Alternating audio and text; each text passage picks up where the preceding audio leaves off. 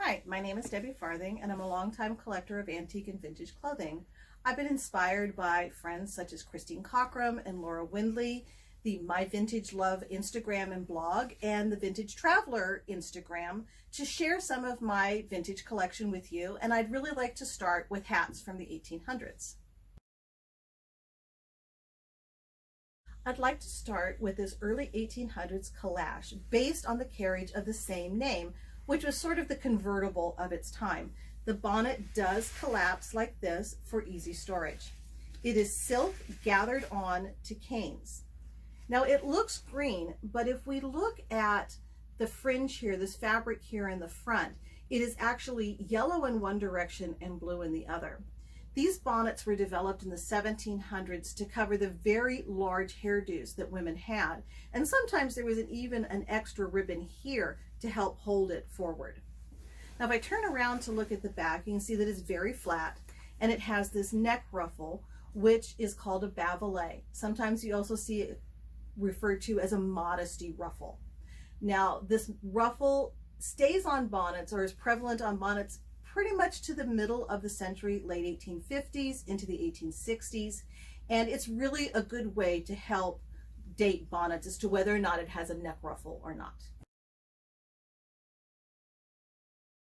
This little bonnet is another one of my favorites. It's a mourning bonnet from the 1820s, and we can tell that because it's black. It's completely black. It's devoid of any decoration except for the pleating that has been put into this. When I look at the construction, I can tell that it was really rather hastily made, but it's still very charming, and it does represent the shape and the style of the time. That this has survived for 200 years, or nearly 200 years, is kind of a miracle.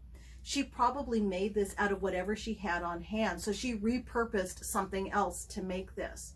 And this is the sort of thing that would have been repurposed itself later on. So it clearly had some meaning and some sentiment along the way, and I'm very grateful that it is still around because I find that it is just so charming and so personal.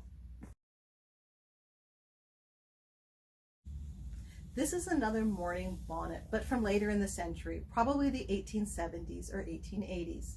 This does give me the opportunity, though, to talk about Victorian mourning practices. We tend to think of people in mourning as dressed head to toe in black with long veils.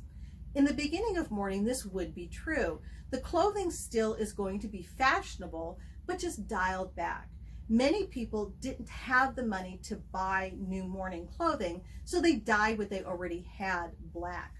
As mourning went on, you would wear less black, you could bring in other colors, but it is still going to be in the style of the time. Even though this is a mourning bonnet, I really find it rather charming. It is made of these long crocheted chains, and each one is tipped with little black beads. Based on the size, I suspect that it is a child's bonnet, but it will still reflect the styles that adults wore. I'd like to move on from mourning bonnets to a more everyday bonnet. So much of which gets saved is the special occasion, the fancy, the ostentatious. This bonnet is clearly not that. And that's part of what makes it special. It gives us a peek into people's everyday lives. The style is common to what was worn across the century, even though I believe this dates probably to the last 25 years of the 1800s. We can see some of the styles that I have shown you already, even down to this neck ruffle. Although I believe this is for warmth, not for modesty. This is clearly a cold weather bonnet, as it is crochet over this knit base. And again, it's special because it gives us a peek into people's everyday lives. I'd like to move on from bonnets to hats. This is more of a middling class hat. It's from the 1890s, and it's made of horsehair. The horsehair is really manipulated beautifully on this hat and is decorated with these really sweet little straw-covered buttons. It's called a clamshell. Now, when you first look at this hat, you might think that it was meant to be worn flat on the top of the head. It's not. It's meant to go to the back of the head, and now you see why it's called a clamshell, as it really echoes that shape. I like to think that this hat is emblematic of the Gibson girl of the late 1800s who was the new independent woman of her era.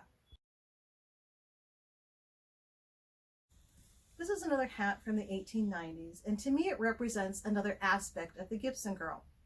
Women at that time were gaining more social freedoms and participating more in outdoor activities and sports. I see this as maybe something of a walking hat or a bicycling hat. And even though it's more sporty, it's still very feminine. It's made of an open weave straw. It has lace on it and these sweet bows on the top. It even has these cute little bows in the back. But what really makes this hat special is that it's dead stock, meaning that it was never sold and it still retains its original price tag. The last hat I'd like to show you probably will surprise you a bit. It looks very much like hats from the 1930s, the doll or the toy style hats. However, it is actually from the 1870s. It is made of green wool, trimmed in blue velvet and black feathers. One of the ways that I can tell it is from the 1870s is because of the way it's constructed and this lining. This method of lining is really indicative of earlier hats, and you start to see it go away in the late 1920s and into the Depression era. It even has a label, which as far as I can tell says Lowell, Worcester, and Main Street. From the 1870s, it does show how fashion is cyclical and how designers borrow and inspired from the past all the time. So thank you very much for watching. If you'd like more information, I have some book recommendations.